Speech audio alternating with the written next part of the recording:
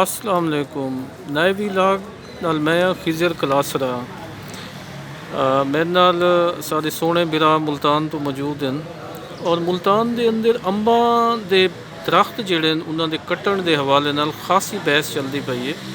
ਔਰ ਬਹੁਤ ਜ਼ਿਆਦਾ ਚੱਲਦੀ ਪਈ ਹੈ। ਲੇਕਿਨ ਉਹ ਬਹਿਸ ਆਪਣੀ ਜਗ੍ਹਾ ਦੇ ਉੱਤੇ ਕਿ ਉਹ ਕਾਇ ਗਿੱਧੇ ਕਾਇ ਕਟਵਾਏ ਕਿਉਂ ਕੱਟੇ ਗਏ ਕਹਿੰਦਾ ਇੰਟਰਸਟ ਆਈ। ਲੇਕਿਨ ਹੁਣ ਮੁਲਤਾਨ ਜਿਹੜੀ ਜਗ੍ਹਾ ਦੇ ਉੱਤੇ ਇਹਨਾਂ ਅੰਬਾਂ ਦੇ ਦਰਖਤਾਂ ਤੋਂ ਬਾਗਾਤ ਤੋਂ ਬਾਅਦ ਖੜਾ ਹੈ ਉਹਦਾ ਇੰਪੈਕਟ ਮੁਲਤਾਨ ਦੇ ਉੱਤੇ ਕਿਆ ਪੋਸੀ ਇਹ ਦੱਸੇ ਤੁਸੀਂ ਉਹਦਾ ਇੰਪੈਕਟ ਕਿਆ ਦੇ ਪਏ ਵੇ ਬੀएंगे मुल्तानी। सर जी गुजारिश ये है कि जले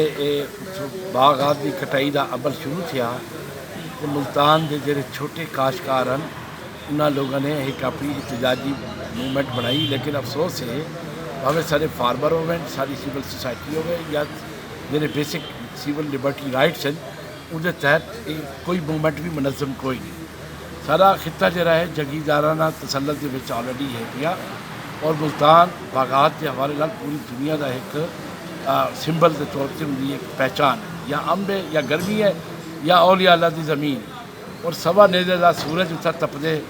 और जो इंपैक्ट असरात जो फ्यूचर आसन एक तो पूरा मैंगो इंडस्ट्री पूरी तरह डैमेज है। वर्ल्ड वाइड सारा अंब वैदा ही पूरी दुनिया के और उसका अच्छा खासा रेवन्यू है। बड़े ही सालों के बाद चंद साल पहले एक प्रोसेसिंग प्लांट लगा गिलानी सरकार के दौर उनके बाद हूँ दसो जिले प्रोडक्शन के उत्ते माल ही ना हो सी तो मैं कोई दसो इंडस्ट्री और मजीद क्या करोगे। दूसरी गल है कि अगर एक काम किया वैदा है कोई इन्वायरमेंट स्पैशलिस्ट इनके बदले कोई खाली लैंड के उत्ते मुतबादल प्लैनिंग देंदे तो उसका एक खूबसूरत इंपैक्ट आता। दूसरी गल है कि जरा माहौलियाती असर है एक पासों दरिया है और मुल्तान की गर्मी भी पूरी दुनिया के विच मशहूर है। माहौलियाती इंपैक्ट के उत्ते उनकी तपिश उसका टैंपरेचर ये शहरियों को भोगना पौसी। और दूसरी गल है कि हम ये वैसटर्न इंटरस्ट या ईस्टर्न इंटरस्ट क्या है इन्होंने एक अलहदा डिबेट आलमी सतह पर शक्ल अख्तियार करें पई है।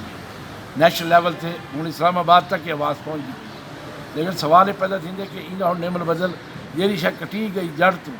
एक पास अस ट्री प्लांटेशन की सुनामी का खाब गिन के आने कि जी हुकूमत आ जी शजरकारी करके जनाब पूरे दुनिया के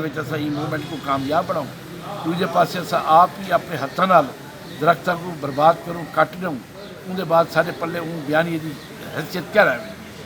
हूँ इनके बाद जो लोकल काश्तकार हैं एक तो मुतासर थी गया उन्होंने को मुतबादल ज़मीन भी ना रही और उन्होंने कोड़ियाँ के भाव पैसे मिले तो अगू हम अज उन्होंने कीमत देख आसमाना से तो मुल्तान की अगर मॉडर्नाइजेशन की शक्ल बदलनी आई तो जो दरिया के नाल बह गैर आबाद इलाके पे हैं जरा चनाब के खिते वाले पैसे पे हैं मुजफ्फरगढ़ वाले पास लैंड पई है दुनिया पौड़ वाले पास खानेवाद बड़े रकबे हैं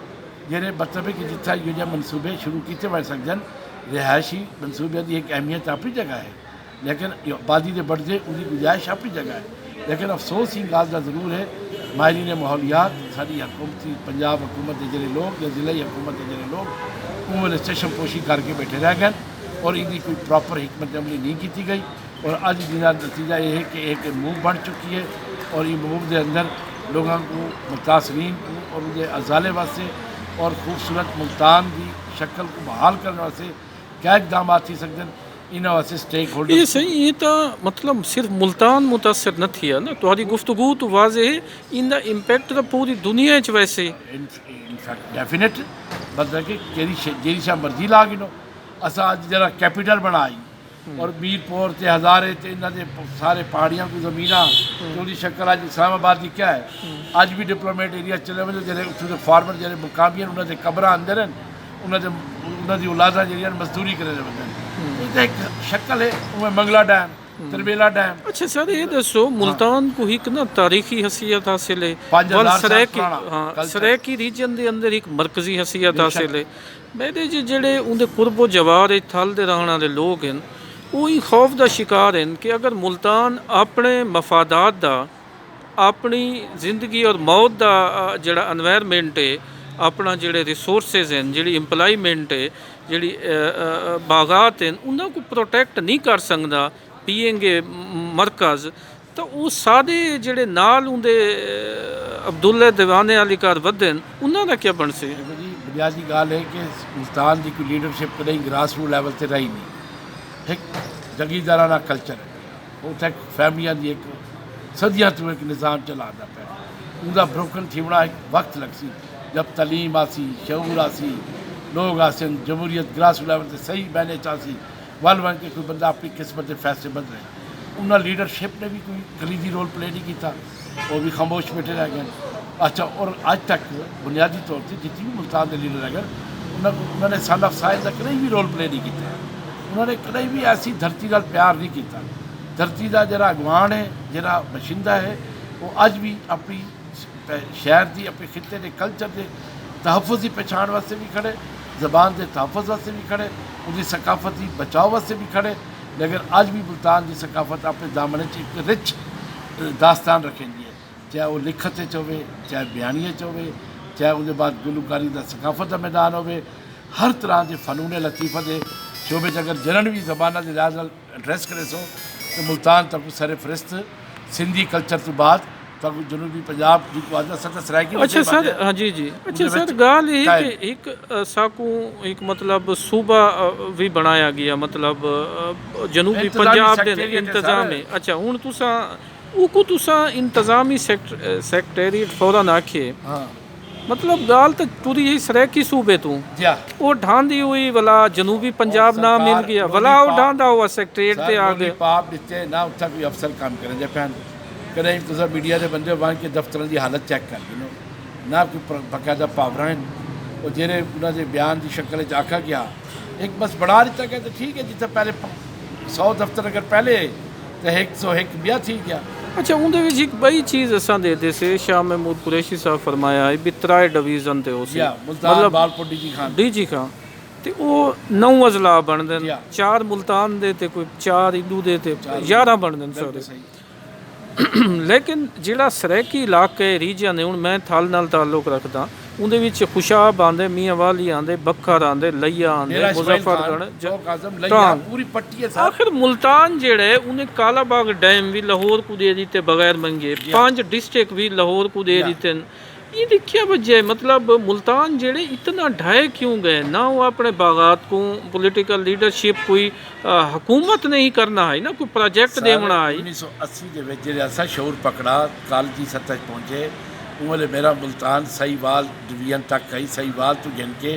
انہوں ڈیرہ غازی خان کی حد تک ٹچ کریں آئی انہوں لودھرا تک ان کی حدود آئی اور یہ دیکھو گھٹیندے گھٹیندے ہر ڈویژن بڑھتے گئے. یہ ایک بنیادی تخت لاہور تک کما لی انہوں نے ایک سارے فیصلے ہیں اور اج تک سرائکی پٹی کو کہیں بیوروکریسی رول پلے نہیں ملا نہ کہیں ای لیول سے انہوں کو کوئی کردار ملے پوزیشن ملی ہے اور فیصلے کرنے والے جلے اگیار ہو سن تو بل انہیں بات اصل کیا آخ سکتے. اچھا لاسٹلی ہوں کالا باغ ڈیم لاہور دے مطلب کنٹرول چلیا گیا خود بخود تو چناب دی صورتحال بھی کوئی واہ کوئی نہیں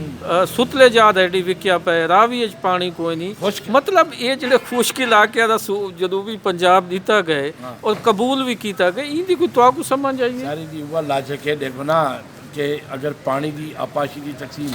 ایک ڈاکٹر کرامت نے اسٹڈی دیتی آئی کہ اندر جنگاں یا حقوق کی لڑائی باقی اقتصادیات نہ اسی پانی کی جنگ ہو سی اور پانی کی جنگ دے پانی حیات ہے انسانی زندگی کا. اگر ایک ان تو محروم کر دے سو تھوڑے کھیت ویران تھی سن جلے کھیت ویران تھی سن تو ول یہ جو سکیمیں آسن جہاں اشارہ تو باغات کے کٹائی چاک دیتے ول یہ اج اتنا بنے تو کل بئی جگہ بن سن کل بے ڈویژن بن سن تو معاملات ان شکل ویسن. ہوں فائنلی تھوڑی سجیشن کیا ہے ان سچویشن حکومت یہ ہے کہ ان کی جی اصل اوریجنل جی کٹائی تھی گئی ہے سو تھی گئی اور جب تک اگر سونامی ٹری پلانٹیشن کی جی کمپین کا مین فوکس ہے